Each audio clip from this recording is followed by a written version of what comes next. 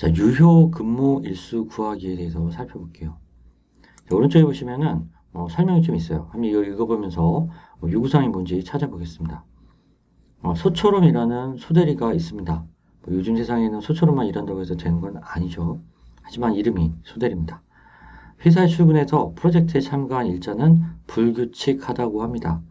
계약 기간 동안 출근, 근무 일수에 따라 지급되는 비용을 산정해서 주기 위해서 유효한 월 단위 근무 일자 수를 체크해야 한다라고 합니다. 출근한 일자 수만큼만 일당 비용을 줘가지고 산정을 해서 지급하겠다는 얘기죠. 소대리가 2023년 2월과 3월 중에 출근한 일자는 근무 일자 정보 테이블 워킹 언더바 데이에 저장이 되어 있으며 전체 일자가 아니라 출근한 일자에 대한 정보만 존재한다고 합니다. 이때 2013년 2월부터 3월까지 날짜 전체를 나열하고 소대리가 근무한 일자를 그 중에서 구분해서 표시하고 또 일별 누적 일자를 출력해 보세요 라고 합니다. 여기서 말하는 일별 누적 일자는 2월 1, 2, 3, 4, 5, 6, 7 이렇게 일자가 증가됨에 따라서 어떤 날은 일하고 어떤 날은 일하지 않고 이렇게 될 거 아니에요. 그때 그 직전 날짜까지 출근한 일자를 누적해서 값으로 보여주란 이야기입니다. 자, 우선 왼쪽에 데이터부터 한번 살펴볼게요. 테이블은 워킹 언더바 데이입니다. 테이블 생성하고 컬럼은 WDay 하나입니다. 하나. 그리고 타입은 데이트 데이터 타입이에요. YYYY, MMDD 이런 식으로 일자를 계산할 수 있는 데이트 타입입니다. 입력된 값을 보면은 2월 1일부터 3월 31일까지 사이지만 근무한 일자만 저장을 한다고 했으니까 말 그대로 출근해서 일한 날짜만 여기에 찍혀 있는 거죠. 2월 3일, 4일, 5일, 그리고 6, 7, 8일 놀고 10일, 11, 12 비었죠? 쉬었다는 얘기죠. 9일 일하고 그리고 13일, 14일 일하고 15일 쉬고 16일 일하고 이런 식으로 출근한 날짜만 쭉 저장이 되어 있어요. 자, 우선 테이블을 생성을 해볼게요. 자, 여기서 붙여놓고 전체를 선택을 해서 실행을 하겠습니다.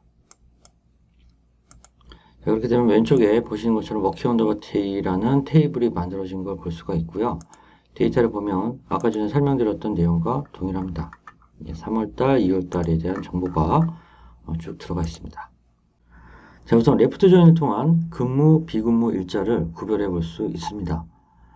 위드 리커시브 문을 통해서 일단 임시 테이블을 하나 만듭니다. C 언더바 데이지라는 이름을 가졌고 컬럼명은 데이지라는 걸로 정의를 했습니다. as 다음에 나온 이 바로 이 대괄호 안에 있는 문법을 보면요. 일단 union all 바로 직전에 있는 select str to date라는 요 문장을 갖다 토대로 봤을 때 이 days는 string to date, date 데이터 타입을 가진 컬럼이에요. 데이트 형식의 데이터를 연산할 수 있다는 얘기죠. 데이터 자체는 첫 번째 건이 2023년 2월 1일이에요. 그리고 거기서 어디까지 증가가 되냐면은 last day 2023-0301 이 함수에 따르면은 이 함수는 2023년 3월 1일이라는 일자가 속한 월 그러니까 2023년 3월의 마지막 일자를 가져옵니다. 다시 말해서 last day하고 2023-0301은 2023-03-3일이라는 데이트 형식의 데이터를 한꺼 가져와요. 그리고 그걸 다시 문자에서 일자 형식으로 변환을 하는 거죠. 이렇게 되면 2023년 3월 31일이라는 데이터가 나오는 거예요.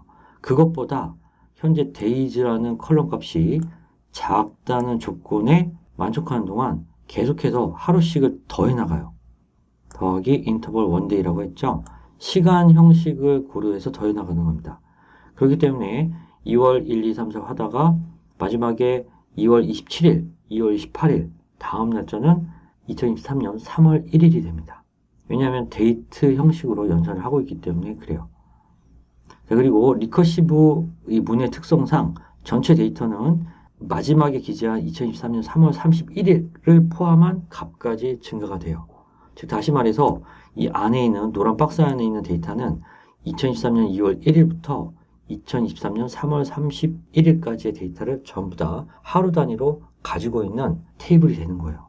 임시 테이블이죠. 이름은 C 언더바 데이지가 되는 거고요. 자, 거기서 이 아래쪽에 있는 셀렉트 절이 데이터를 가져오는 겁니다. 위쪽에서부터 아래쪽까지는 하나의 문장이에요. with 리커시브 임시 테이블명 as 괄호 열고 괄호 닫고 라는 이 임시 테이블로부터 아래쪽 문장에서 데이터를 가져옵니다. 보시는 것처럼 c 언더바 days라는 걸 cd라는 알리아스로 줬고요. 여기다 이제 레프트 조인을 하는 거예요. 자, working 언더바 day 아까 말씀드린 테이블이죠. 소대리가 출근한 날짜만 갖고 있는 테이블이에요.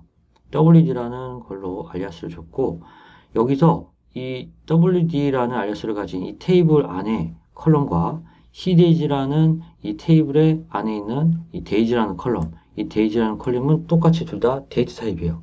그 두 개가 on이라는 조건을 통해서 같을 때 레프트 조인을 해서 가져와라 라는 뜻입니다. 레프트 조인을 기준으로 해서 이 왼쪽에 있는 테이블과 오른쪽에 있는 테이블을 놓고 봤을 때 조인이 이 조건이에요. 이 조건에 있는 값을 가져오되 왼쪽에, 레프트죠. 왼쪽에 있는 테이블에 있는 데이터는 무조건 다 가져와요. 하지만 오른쪽에 있는 데이터를 가져오려고 하다 보니까 이 조건에 맞는 것들은 이쪽에도 있고 이쪽에도 있으니까 똑같은 컬럼 값이 나올 거예요.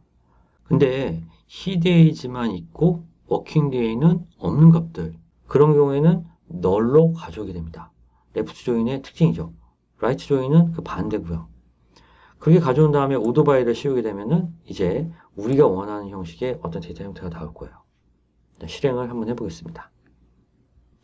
여기 보시는 것처럼 2023년 2월 1일부터 시퀀스하게 쭉 증가가 돼서 3월 31일까지 데이터가 나왔어요. 그게 바로 C 언더바 데이지라는 임시 테이블에서 위에서 정의한 거죠. 가져온 거예요. 그런데 여기다가 온 조건을 통해서 C 언더바 데이지의 데이지와 워킹 데이의 wday라는 컬럼을 같을 때 레프트 조인을 걸었어요. 그렇게 되면은 같을 때 이쪽에도 있고 이쪽에도 있으면 값이 똑같이 나오죠. 하지만 레프트 조인의 특성상 왼쪽에 있는 값은 전부 다 나오는데 그때 오른쪽 테이블에서 대응하는 데이터가 없다면 널로 보여줍니다. 그래서 결론적으로는 오른쪽 이 wday라는 컬럼에는 소대리가 출근한 날짜는 그대로 지켜요. 왼쪽에 있는 값 그대로 지키고 왜냐하면 이 조건 때문에 그렇습니다. 하지만 왼쪽에는 있는데 오른쪽에는 없어요. 즉 소대리가 출근해서 일하지 않은 날 출근하지 않은 날은 널로 보이는 겁니다. 결론적으로는. 이게 바로 레프트 조인을 이용해서 근무일과 비근무일에 대한 구별을 해놓은 거라고 보시면 됩니다.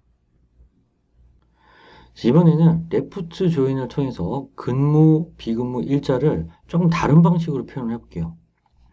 지금 보시는 것처럼 위쪽은 똑같은 내용이에요. 리커시브 부분을 써가지고 C 언더바 데이지라는 그 임시 테이블을 만들었고요. 내용도 똑같습니다. 하지만 아래쪽에서 가져올 때 조금 다르죠. cd.day라는 컬럼은 이렇게 알리아스를 줘서 눈에 보기 편하게 만들었고 여기가 좀 다릅니다. 케이스문을 써가지고 wday 아까 전에 봤던 이 부분이죠. 이 부분이 널이냐 널이 아니냐 이게 여기서 이제 케이스문으로 거는 거예요.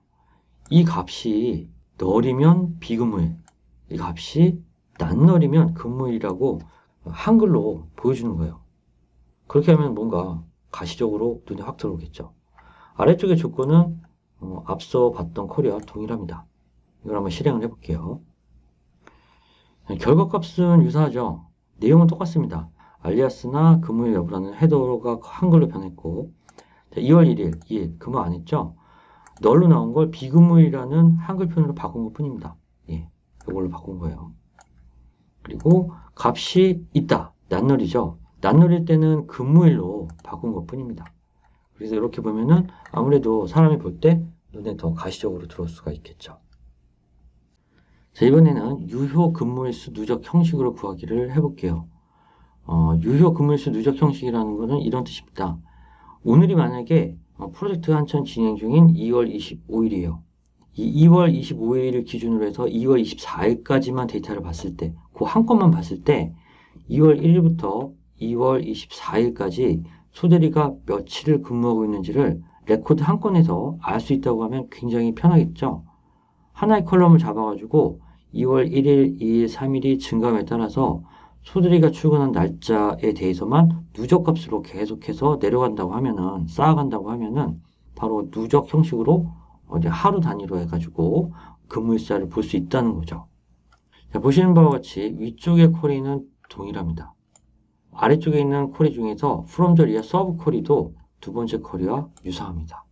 단지 달라지는 것은 중간에 있는 이 하얀색 부분이 다른 거죠. 전체 쿼리를 놓고 일단 이 서브 쿼리부터 실행을 해서 보도록 하겠습니다. 자, 우선 이 부분을 지우고 서브 쿼리를 기준으로 해서 실행을 해봐야겠죠.